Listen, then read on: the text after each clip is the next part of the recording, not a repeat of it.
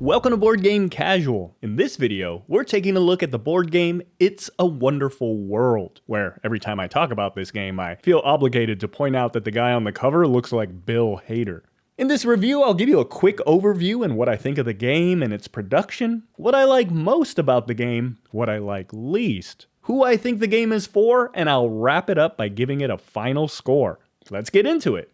Real quick, I'd like to thank Takeover Ladder Climbing Tactics for sponsoring this video. Takeover has a classic card game feel, but mixed with modern board game mechanics that rewards strategic thinking, timing, and precision. Play beyond the hand you're dealt with actions that let you improve your hand or press the advantage. The artwork in this game is fantastic. You'll immerse yourself in a colorful, dystopian theme, featuring 53 unique character illustrations. You can learn more about the game and get a background on how it was designed, and of course get your own copy of Takeover Ladder Climbing Tactics at finalfinalgames.com.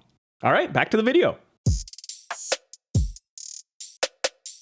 It's a Wonderful World is a card drafting and engine building game for 1 to 5 players. In each round, players start by drafting 7 cards and decide which cards they want to scrap for their resources, and which ones they ultimately want to keep and try to construct in their tableau, improving their personal resource production and gaining them victory points. The game takes place over just 4 rounds, and the player with the most victory points wins.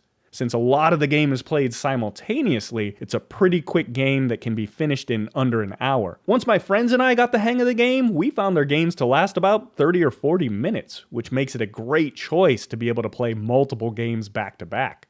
It's a Wonderful World feels similar to the game 7 Wonders, but with a lot more to it.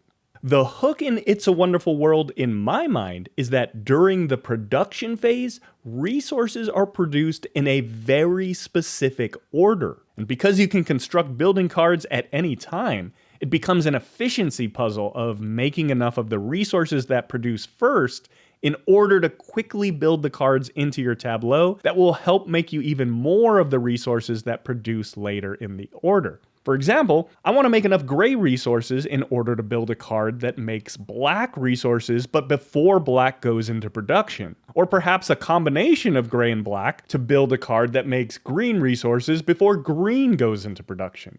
You're always trying to line up and chain your construction to maximize the production flow. It's a lot of fun, but it's definitely a brain burner. This game is very thinky. Especially in the last couple of rounds, it can feel like a bit of a math problem, where everyone's going through their cards in silence, running through all of their different option chains, trying to figure out what will score them the most points. And if you're like me, it's also a game where you might find you're constantly kicking yourself, looking back at how you might have played your turn differently. Oh man, if I had just done this, I could have squeaked out one more card. The production of It's a Wonderful World is very nice and what you'd expect here. The cards are a good size and seem like decent quality. The chunky punch boards and tokens are pretty standard, along with the plastic cubes that you'll find in all sorts of other games. Do I personally wish game manufacturers would use slightly bigger cubes or chunky crystals like in Century Golem?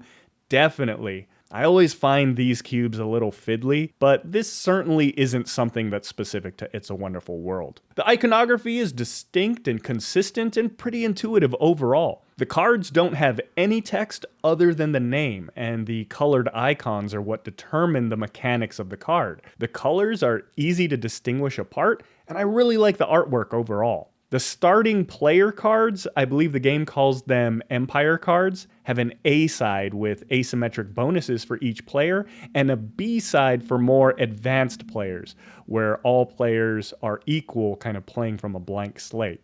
The central resource board is very clever, as it shows the order in which resources are produced during the production phase, making it easy to go right down the line color by color. This was a great candidate to throw in some of the mint tins I bought as component trays. It makes for easy setup and teardown rather than dealing with baggies. Later on, I realized it works even better to turn them upside down and use the lids, since this way you can see more of the game board underneath. Alright, let's talk about what I like most about It's a Wonderful World. I really like the choices and the decisions you have in this game and that feeling of agency. Do I choose this card for its resources, or this card for its construction capability? And I don't even have to make that choice right now. I might just grab a card that looks like it could be useful to construct, but then decide to sacrifice it later on depending on my other cards. I like the engine building in this game. You feel super clever when you're going down the production line and are able to get that card built right before its resource production phase. I like that overall the game is straightforward in that the cards are pretty self-explanatory. This isn't a game where you're constantly running to the appendix or the glossary to look up how things work. Lastly, I really like how quick this game is to play, being that it's only 4 rounds. It's an easy one to reset if you immediately want to give it another go.